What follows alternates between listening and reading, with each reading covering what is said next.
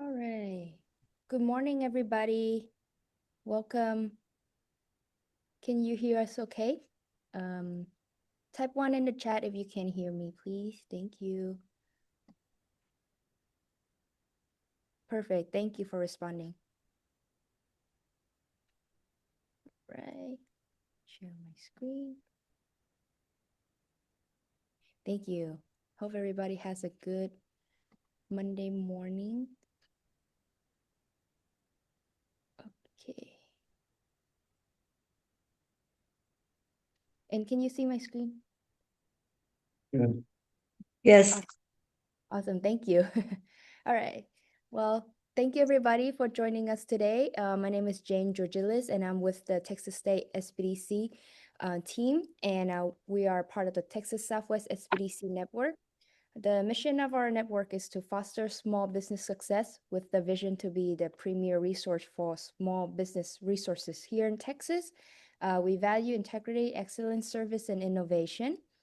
Our network has been serving the Texas Southwest region since 1987, and we provide our service includes professional business advising, training, and market research to startups and established small business. And our service are provided to you at no cost due to the tax dollar that has been paid. And within our network, we have 10 SBDC centers and 3 specialty centers, and we are all accredited member of the America's SBDC network, which has 1,000 plus location nationwide. And like I mentioned earlier, our service are offered to you at no cost due to the tax dollar that has been paid before. And here are a few services that are included that are offered by the SBDCs. And if you're within our network or outside of our network and would like to utilize the service of an SBDC, feel free to scan the QR code on the screen or use the website right below to locate your nearest SBDC.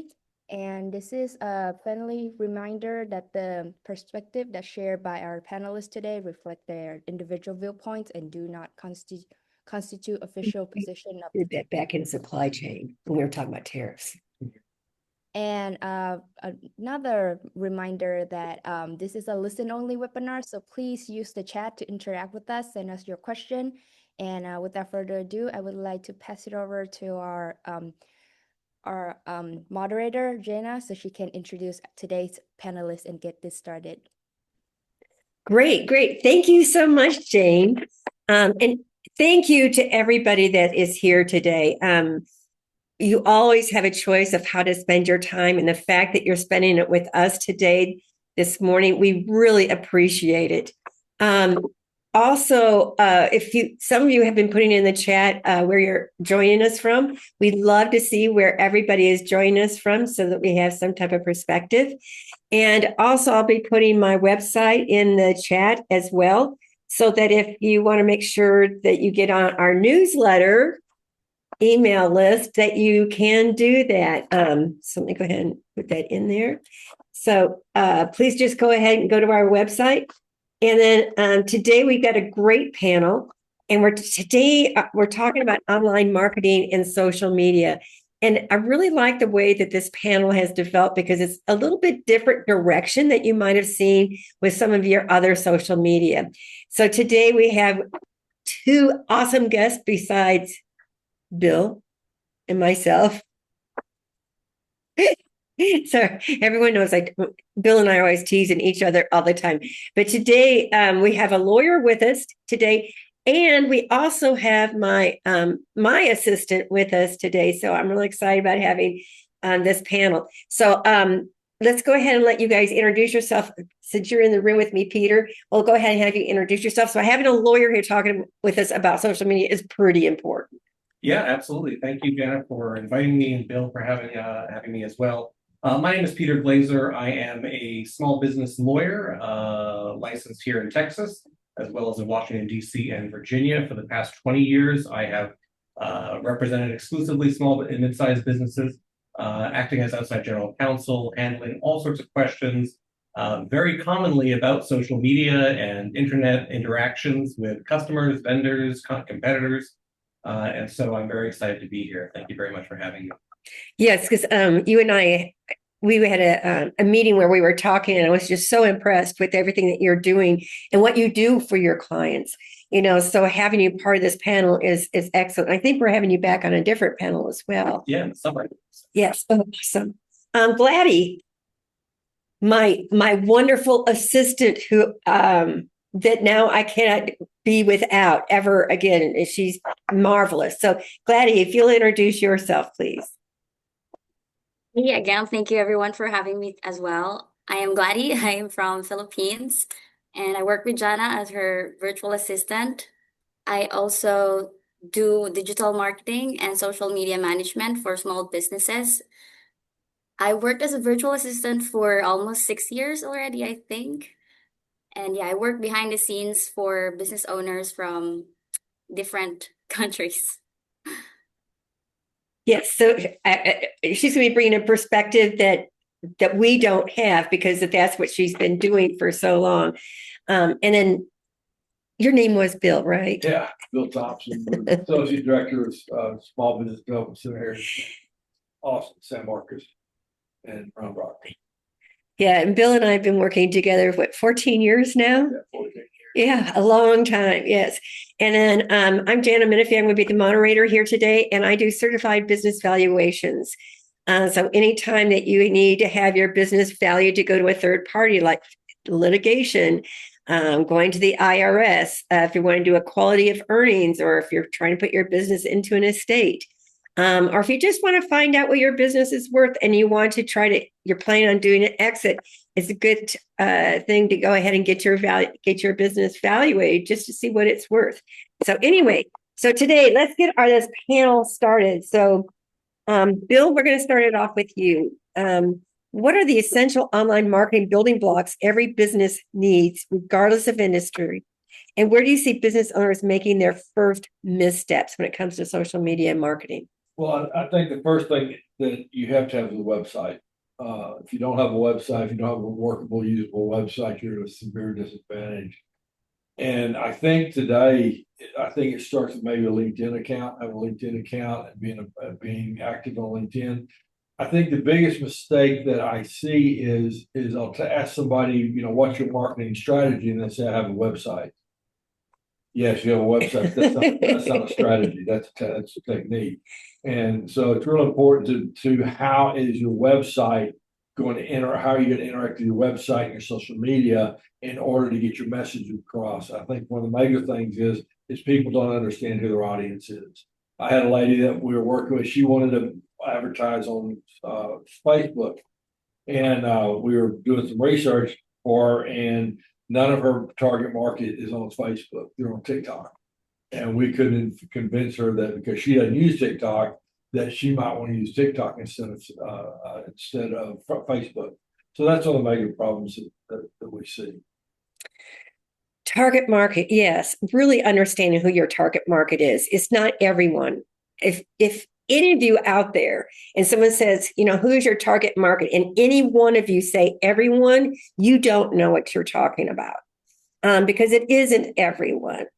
I run into that all the time. Like somebody will say, I want to start a bar that has cheap drinks, and everyone wants to come there. And I'm looking at them going, I don't. I'm part of your everyone that you're talking about. And I know there's people that are minors that probably don't want, well, from a legal standpoint, yes. Yeah. They should not be there. You don't want to be serving them cheap drinks. And cheap drinks, whenever I think of a cheap drink, no, I don't want a cheap drink. No, that's why I'm drinking water. Okay. So Peter, from a legal perspective, what should business owners consider before launching their online presence? Think the terms of service, privacy policies, intellectual property, what protects them? Well, for most people just starting out and branching into business of all types, but also especially online, you've generally done a lot of consideration. You've thought about how you want to present yourself. You think about your branding, and you think about your strategy. What outlets are you going to utilize? Before you get to the point where you're investing a great deal of money, if you're developing a website that has a lot of functionality, that can come at some amount of cost, certainly. before you invest all of that, you want to make sure that what your idea is marketable. And so you want to look and see, are there competitors who have similar names, same names perhaps? Are the website domains that you want to use available? Or is somebody, either using them or sitting on them? And so you want to make sure that your branding strategy is going to be able to be used. Mhm. Because I see this very frequently, particularly with brand new entrepreneurs. They have a wonderful idea. They go headlong into it at breakneck speed. They set up all of their social media accounts. They've reserved even sometimes the websites that they want to use. And all of a sudden, a few months in, they get a cease and desist letter from a lawyer saying, our client owns this trademark. Our client is doing business under this name and has been for some time. And you have to stop using what the branding is that you've invested so much time and money into. So understanding your rights to use the ideas that you have. A lot of people think they have the most original idea. And so they go in and they think, oh, this is a great idea. Well, there are lots of people out in the world. Everyone's trying to think of a way to be noticed in the market. So somebody else may have already had that thought.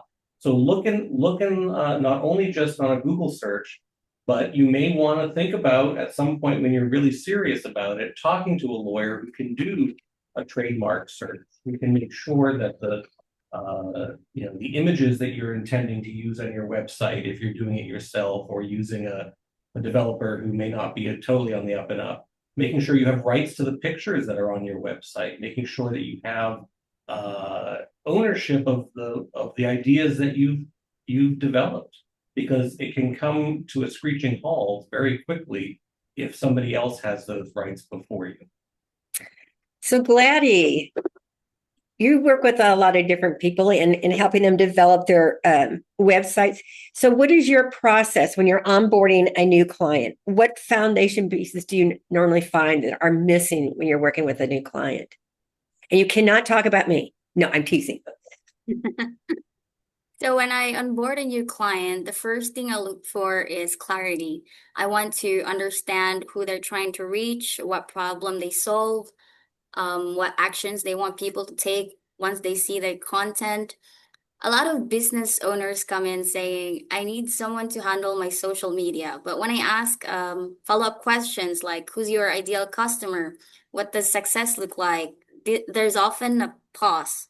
So this tells me that the foundation hasn't been fully built yet. For example, I've worked with clients who were posting regularly, but felt like social media wasn't working.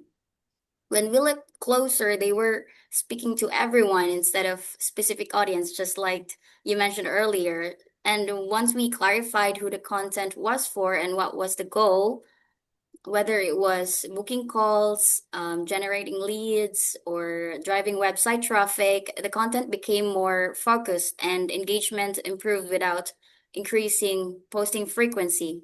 So, what often missing are the basics: audience clarity, brand voice, a simple strategy.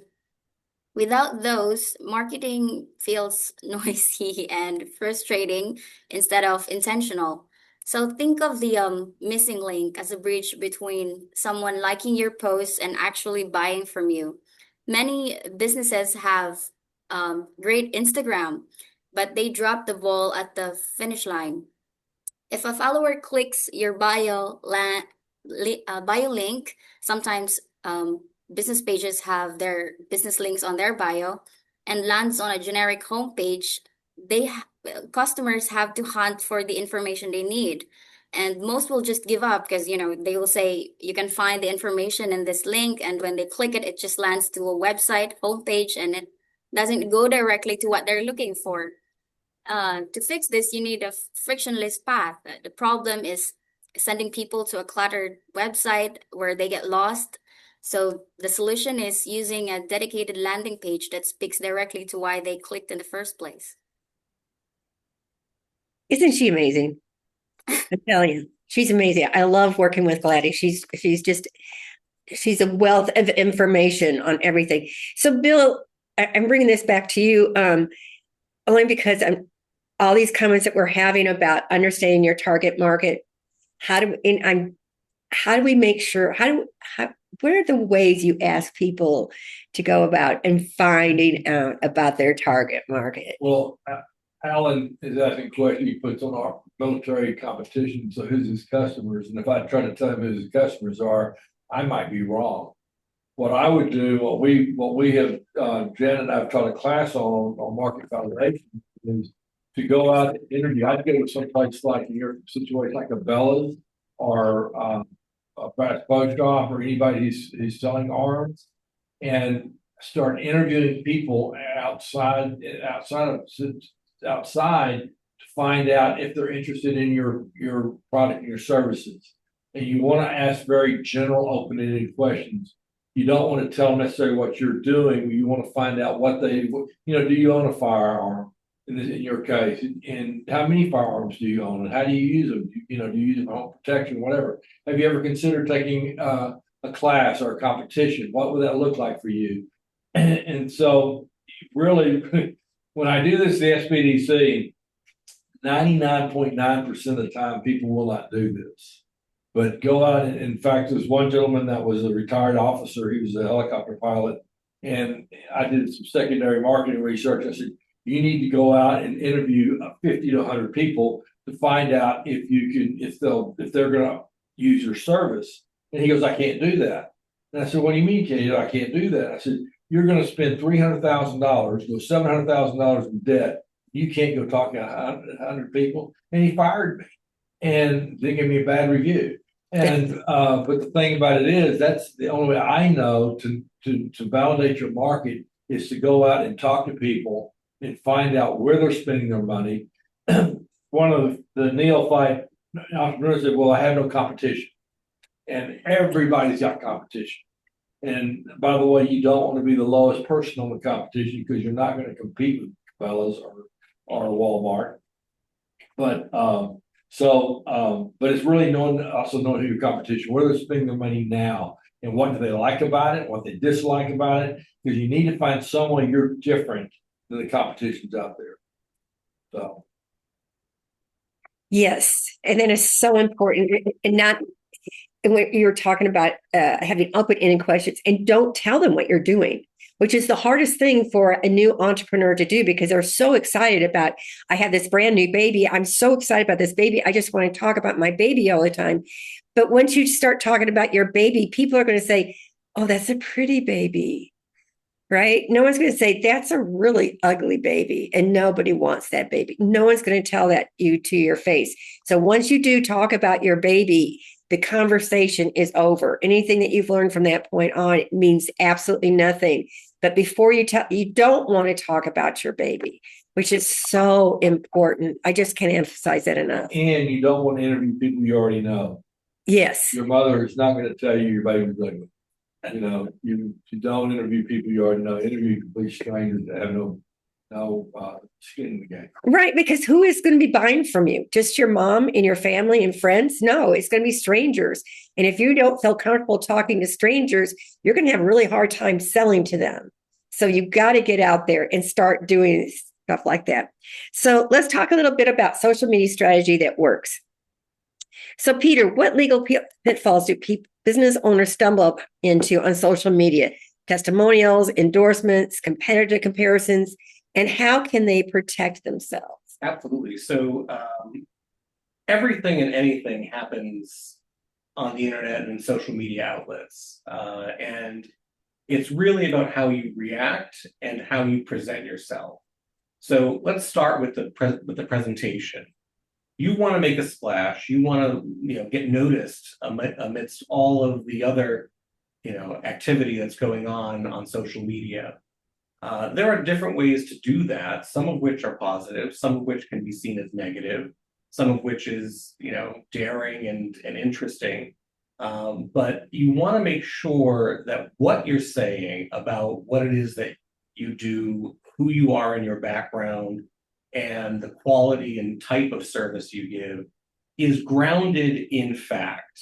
in some fact. You should not be misrepresenting yourself one way or another. There's a difference in business between what we call puffery, which is, you go to a car dealership and they say, this is the best car in the world. Okay, well, it's not literally the best car in the world, but you understand what he's saying. That's different than saying this car can go from 0 to 60 in 1 second and you will never get caught by the cops. You can't say that. That's a lie. And so I want that car. I know, right? Everyone would, I guess, if you're looking to run from the cops about it, Jenna. Oh, wait, I did that to myself. Yeah. But you want to make sure that what you're saying is grounded in fact. So that's the first thing about presenting yourself. The second most common complaint I have from my clients is somebody has left me a bad review, or a competitor is saying something untrue about me, or I'm just being shown in a really terrible light because of whatever circumstance. What can I do? So many people say, I want to sue them for defamation. Okay, probably not going to be worth it, because 99% of defamation cases, even if they're legitimate, are not going to be worth the effort of getting to it. Suing, the internet troll down the road that is sitting in their basement typing away is not going to really probably come to much benefit to you.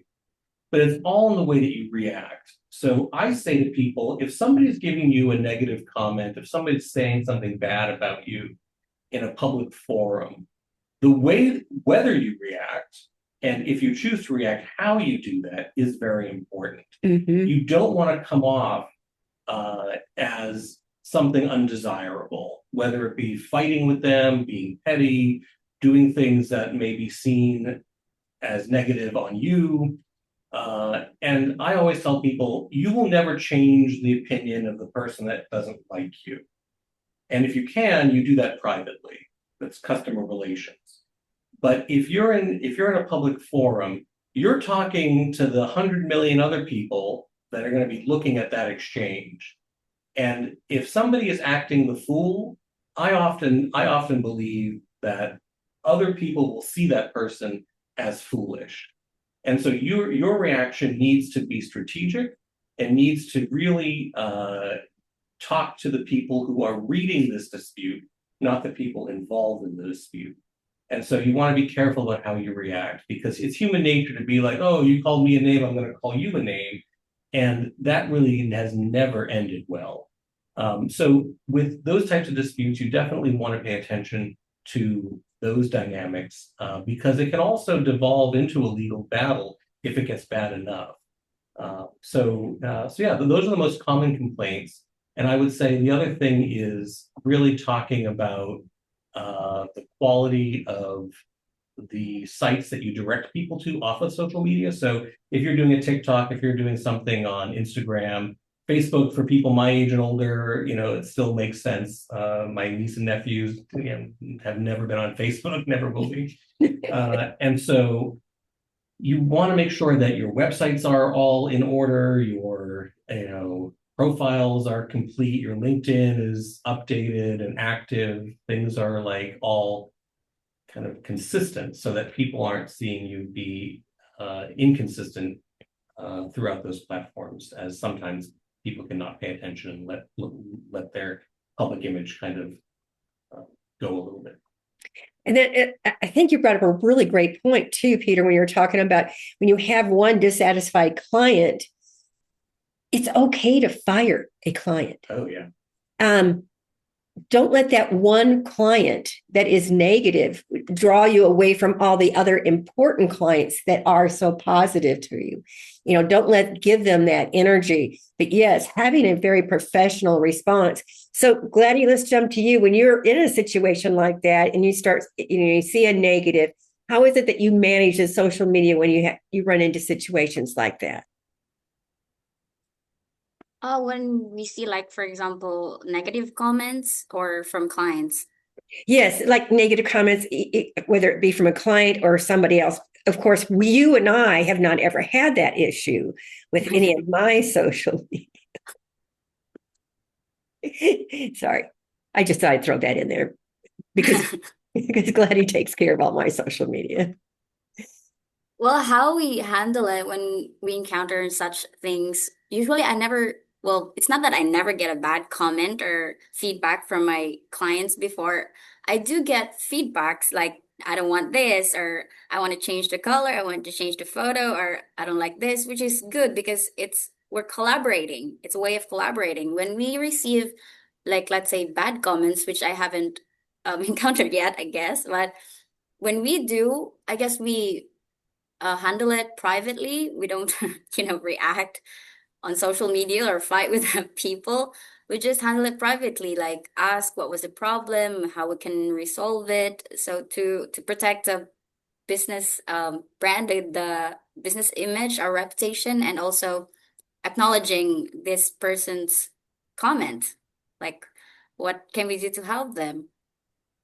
Is there so, all right, I'm going completely off the deep end here, but is there a strategy as I've seen, like when somebody has like a negative comment, then they try to get as many positive comments. So do you then, if you do have a negative one, do you try to go out to a lot of your current clients and say, hey, would you mind posting on Google a review, a good review? So you try to drown that negative to be lower on the list.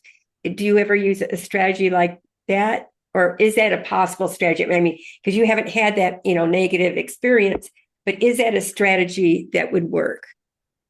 Yeah, it could be. It's a good strategy as well. If they would really flood the comments with negative ones, there's an option usually to delete the comments, so we can do that.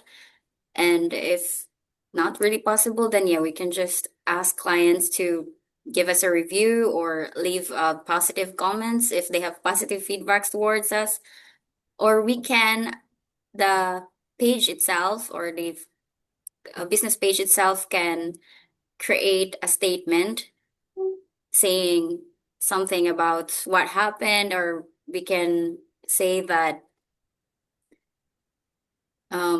say something that would not really impact the business badly.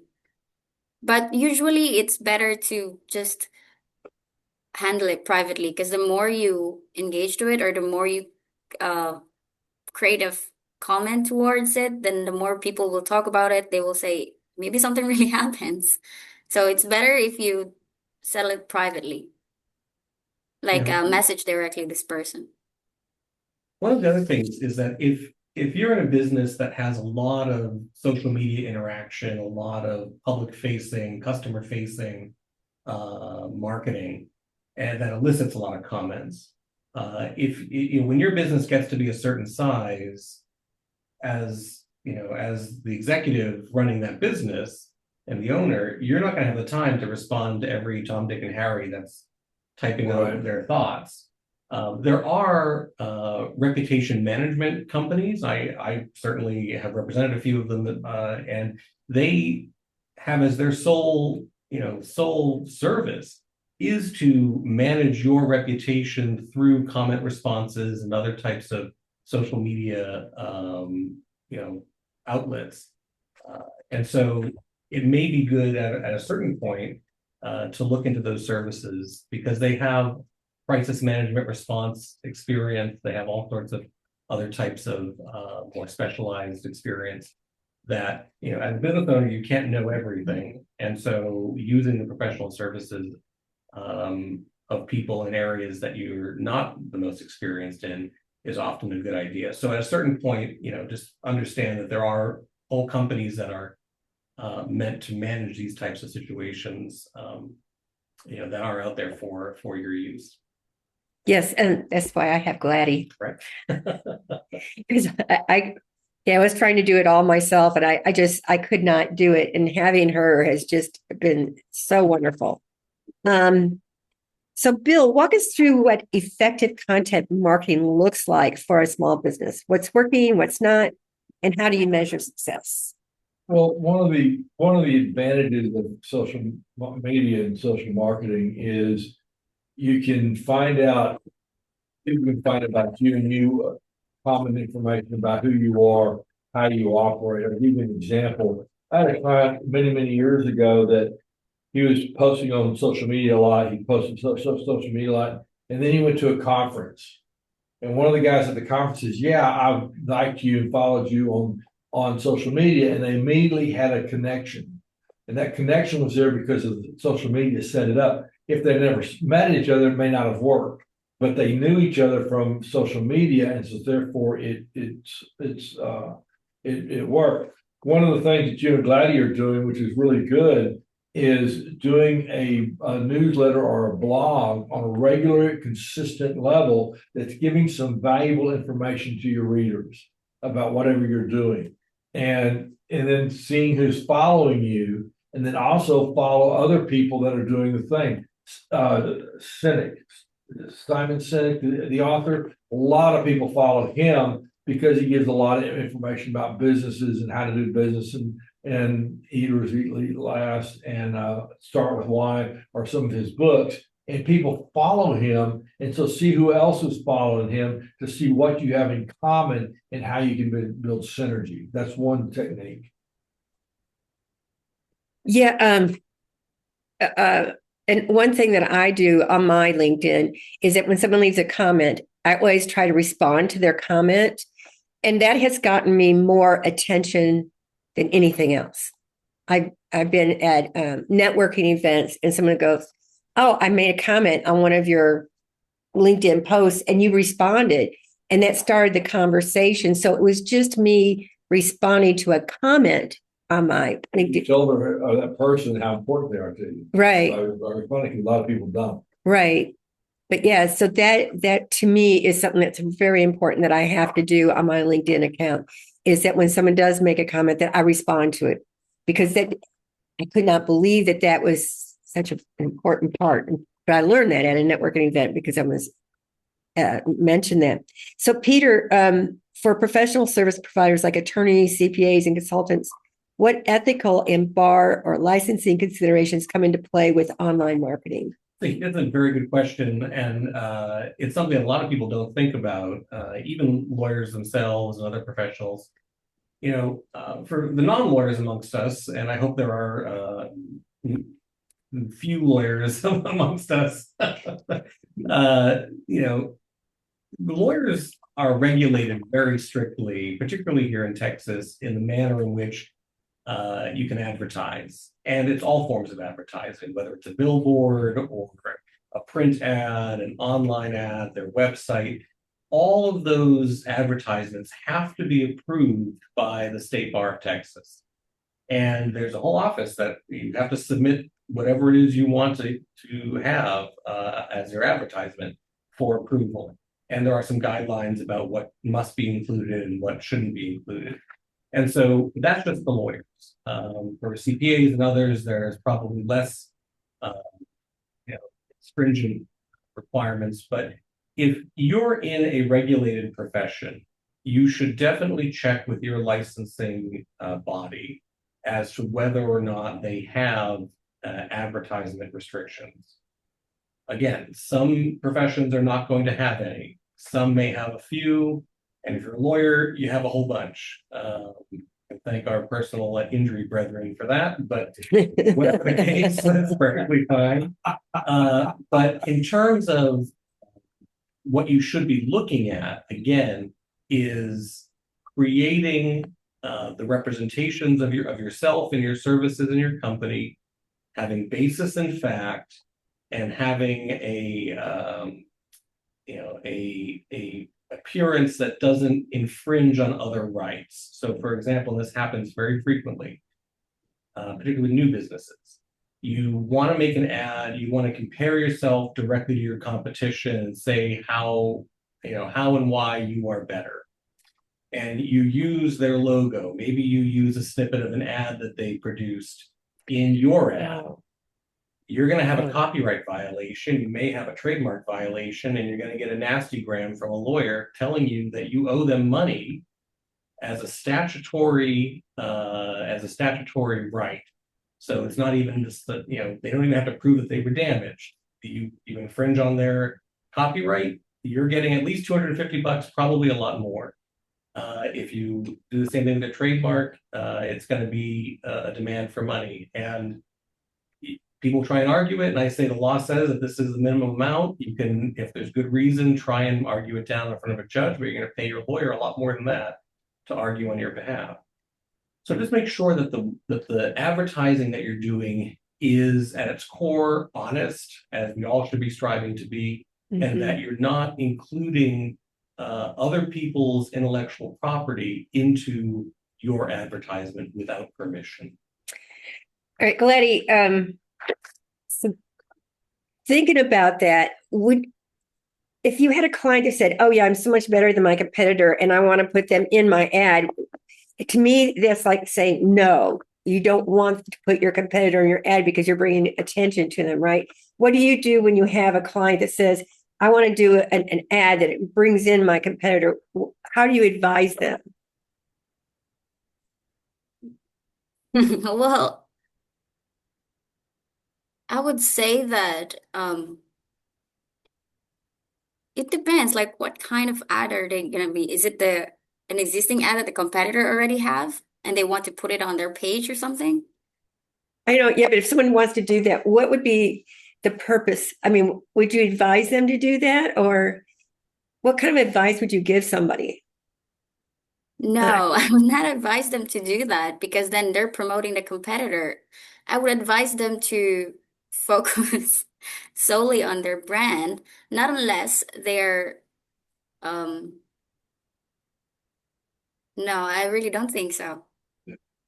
That's exactly what Gladdy just said, because if you're saying if you're down talking your competitor, that's going to reflect back on you. Exactly. You never want to talk bad about your competitor. It's like when you were talking about, like if I'm pointing like that, I have three fingers pointing back at me, right? Right. And so it's just you're really doing something bad, but they want to do it, People do, and I agree, you should not do it. right? People come up with all of their own ideas about how they want to run their business. So you just got to be careful about how you think about that. There are a lot of factors as to why you shouldn't. Right. And I know, but at the same time, it's like, why would somebody want to do that? But if they do.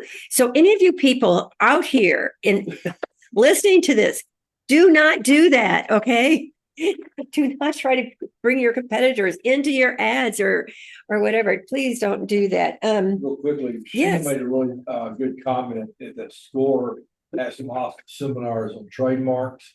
SCORE has some really good webinars across the board. They're partners of ours. We would recommend them highly. In the Austin area, EGBI also has webinars as well as we do. There's a lot of information you can get online that pay for it. Steps to get started. However, when you get into it, you really need to turn on your side of the relationship. And one thing that I'll say to that very quickly, and I like SCORE too. Years ago, when I was in Washington D.C., I taught courses at SCORE in their D.C. chapter. But they have wonderful resources. But with trademark, people think that it's easy. They think, "Oh, I can just go and do this, file the application," and you can. But trademark can be very technical and very complex, and you may be getting a trademark that will protect you in certain narrow conditions. But you really wanted to get a trademark that was more broad, but you didn't know that you had to file an application with different codes, different endorsements than you did. So working with a trademark lawyer, they don't have to be terribly expensive. Yeah, there are quite a few that do good work for small businesses and a small business budget. But do talk with a lawyer before you do that, because it may be more difficult than you think it is initially. And if you're in Texas or if you're in DC or you're in Virginia, talk with Peter. He's a great lawyer and he's wonderful. I've always been very impressed when I meet with him about how he cares about small businesses. And he's not trying to, I want to say, you're going to get so much more bang for your buck because he does not charge the big box value. He really does charge a value that is reasonable for small businesses. And I totally support him for everything that he does. So I'm going to really take us a little bit in a different direction, but I think we need to bring in AI and social media. How do we want to bring this in? Because we have so much that we can go to now for, AI to help us with our social media. But what are some of the things that we need to consider? So let me go to the lawyer in the room. And what do we need to think about when we're using AI with our social media? Because, that's what everybody's pushing for right now. Yeah. AI is a wonderful tool, but right now it's kind of the very excited kid in the room who's going to do everything they can do in whatever way they can do it. It doesn't necessarily mean that they're going to be right, they're going to be correct, they're going to be using materials that are able to be used by you. I think AI is wonderful to begin the process of forming a strategy, forming an ad campaign, kind of generating ideas. If you want to, open ChatGPT and say, put together, a flyer or something with X, Y, and Z in it, and you describe it all, and it spits it out to you with, a person with 6 hands, then that's, that's certainly something that you can do. I wouldn't just kind of cut and paste it onto your social media. I would definitely review it, change it, alter it the way you want it to reflect. A lot of entrepreneurs, particularly when they're brand new, are trying to just DIY everything because they don't have big budgets, they don't have a lot of time and money, and so they charge through and they try and get things done. That's an admirable quality, but it can get you into trouble if you do things too quickly and without enough thought. So AI has been a wonderful way to refine and put into kind of a tangible form the ideas that you have, but you should work with those results in a way that are going to get you to a real final product and not just kind of take it off the shelf the way AI gives it to you. And there's a lot more to this topic than I think we could possibly cover in this forum, but there are lots of ways when you really get into AI, how it can be a very, very useful tool in magnifying your own ability to do things. So the work of one person, even 2 years ago, is going to be magnified tenfold by the use of AI. Lawyers are using AI now, sometimes kind of notoriously, other times, more regularly in a controlled environment. For example, like Lexis and Westlaw, two major legal databases that many lawyers use for legal research, both have their own AI tool now. It's a closed loop AI, so it's not drawing from the whole internet, it's drawing from the databases that Lexis and Westlaw have, which are all vetted and quality. But that has cut down research costs tremendously. And so something that would have taken 4 hours to research now takes 15 minutes. It's incredible. So the economy that it brings to the tasks that businesses face is extremely effective. But my caution is don't just take it for face value. Use it as a tool that you would use with any other task. But at the end of the day, whatever is produced should be reviewed by you, checked by you, and approved by you. And you shouldn't just use AI as a complete substitute for your own judgment. Gladdy, how do you use AI in social media? Well, AI is a very powerful tool in our kit. We use it every day. It's a powerful tool, but it's not a carpenter. So in my daily task, we use AI to shave off boring stuff, shave hours off the boring stuff. And AI is a great support tool, not a replacement for strategy or experience, just like what Peter mentioned. I use AI to speed up things, brainstorming ideas, drafting captions, or repurposing long form content. But I never rely on it fully to create content without human input. For example, AI might generate caption draft, but I refine it to match the client's voice and audience. Content that's purely AI usually often feel generic sometimes, and audience can sense that. I can even sense it too. So use it to build skeleton, but you must still provide the heart. Oh, I You like know, that.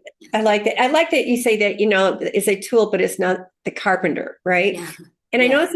Jane, you said something in the chat about it. So, Jane, how do you use AI with your social media that you do for the SBDC?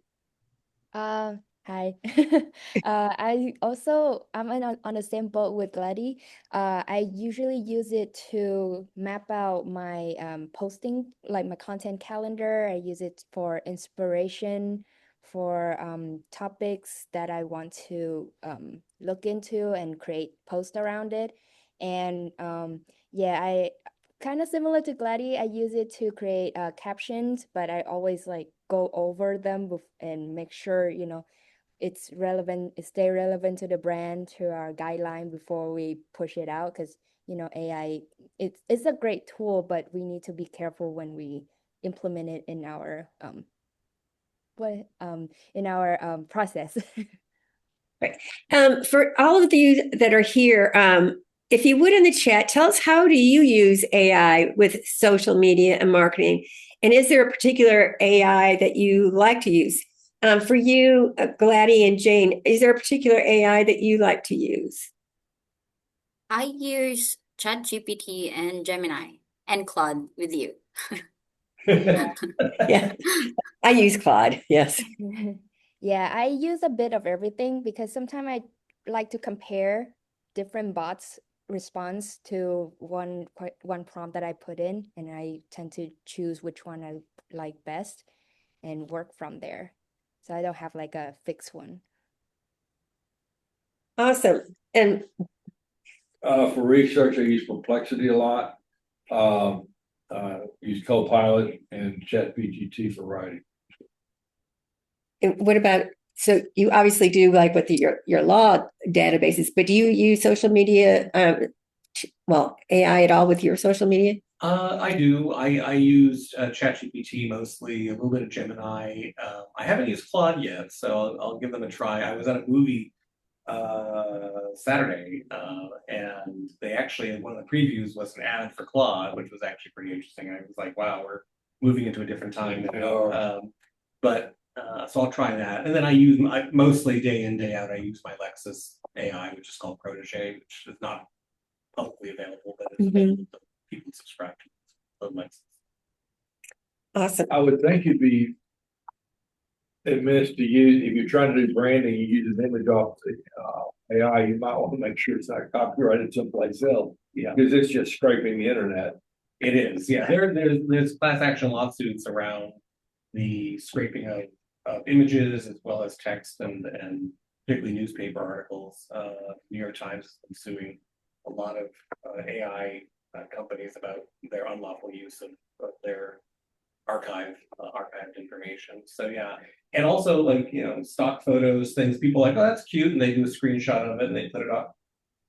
You will get sued because the copyright enforcement lawyers are using AI to scrape the internet to see where their clients' images are being used. And so you think, oh, I'm just a small, I have a 2-page website that I'm putting things on, and maybe a little blog page that you put some blogs on.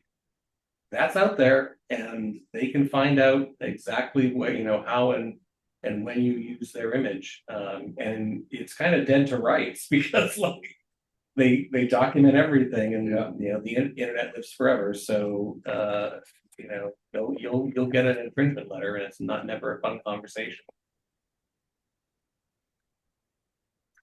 I still want to ask this question, but it's off topic, but I need to ask it just because it's in my head and I got to get it out. So you're using AI to come up with a trademark, to come up with a symbol. Can you trademark something that a human did not generate? That is a fascinating question, and people are trying, and I do not have the answer for you at this time, but I can check. Because it's like over a year ago, I was at Austin Technology Incubator, and we had someone doing a presentation. They go, if it's generated by AI, not a human, you cannot trademark it. But so much has happened in that last year, so I'm not sure that is the right answer anymore. The chief judge of the San Antonio division of the U.S. District Court, the trial level court, is actually a leader nationally among the federal judiciary in AI. And he's like, forgive me if he ever sees this, but I think he's almost 70 years old. But he has such a fascination with AI and has for as long as it's been around, that he's become a very noted commentator. I'm curious, what his opinion would be on that. So perhaps I'll ask and see if I can share that with people. Oh yeah, that'd be great.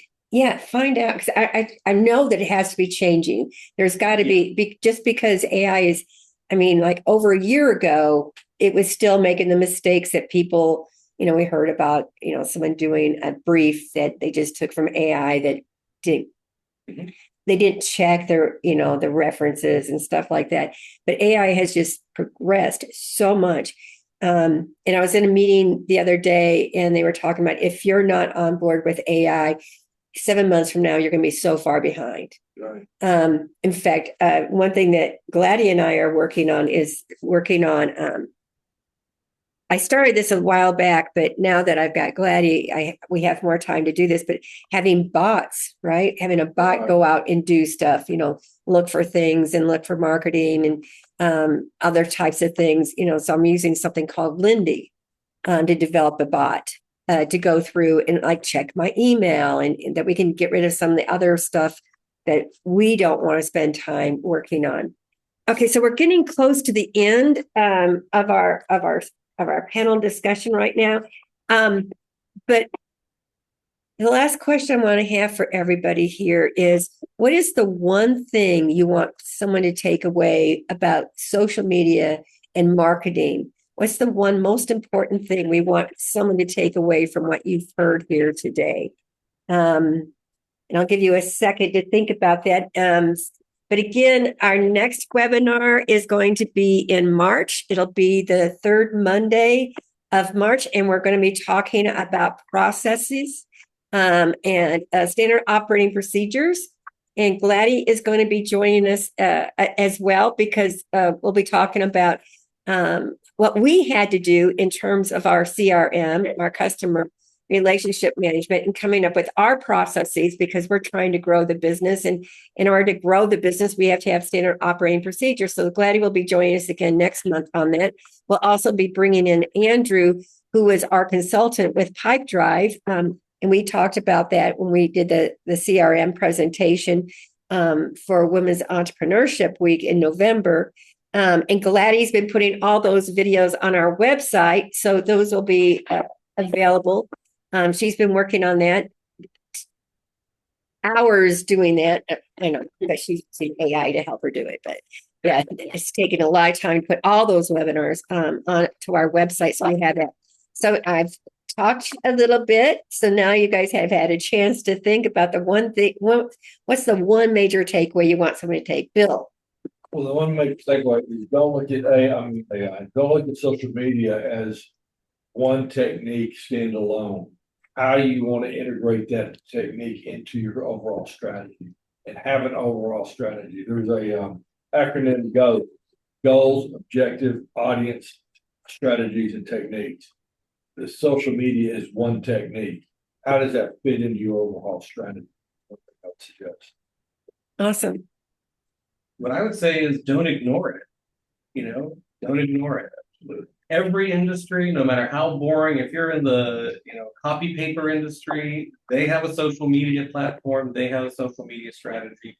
Every industry does. If you ignore it, you're doing yourself a great disservice. And just be smart about the way you approach it, because again, the internet lives forever. So make sure that you represent yourself the way that you want to be remembered for being. So yeah, have a strategy, do it, and good luck. Yeah. And Gladdy, what's the one thing you want people to take away besides having them contact you to hire you? Well, what do I say? I don't know. Sorry, 1 second. No, that's all right. Well, all right. So I'll help you out here because something that I've been kind of thinking about, like how you and I think about social media. I am not going to get a client from social media. People are not going to pay me $10,000 based on a social media post or by going to my website.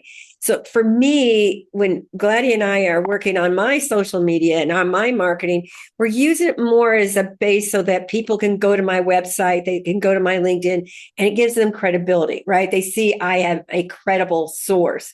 So it's a tool, but I don't use it as a lead generation. So you've got to think about how social media fits within your business. I think is something that, like you and I talk a lot about, is it's not something there for lead generation, but it's there to give somebody confidence, right? You don't know. People may find you through a social media post, and if not for that post, they would have gone to somebody else. But you're absolutely right. I think that it drives people to a more structured kind of marketing presence.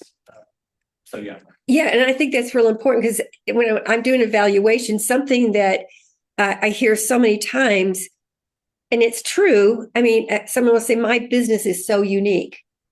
And it's like, yes, your business is very unique. And more than likely, I have seen your unique business somewhere in the 30, 40 years that I've been doing this, even though I'm only 28. I sort of used AI to help me generate those extra years. So that's why I'm 28. Yeah. Did my nose just grow? I think it just did, yes. So anyway, I think you got to really think about how it fits into your overall plan. So Gladys, is there anything you would like to add about social media and marketing that you think is important for everybody to remember? I think that they should treat social media as community have rather than a digital catalog.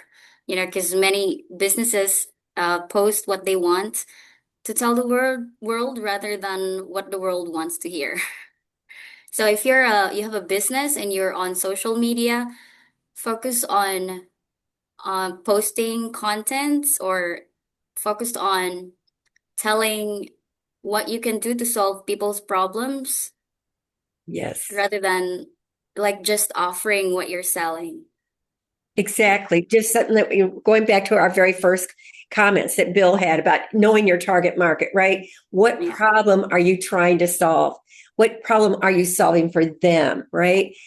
Think about it from your target market standpoint. What is the problem? How are you going to solve that problem? How are you going to add value to that customer? And that we all sort of brought everything back full circle. So thank you everybody for being here today. We know that you have other ways that you can spend your time, and the fact that you spend it with us here today, thank you very much. And hopefully we'll see you back here in March when we talk about standard operating procedures and processes. Very important, very important. But thank you, everybody. And thanks, Thank you. Jane, for your comments as well. Thank you, And Gladys. thanks, Gladdy, for joining us. Thank Thank you. everybody. See you next time. Yes. Bye. Bye.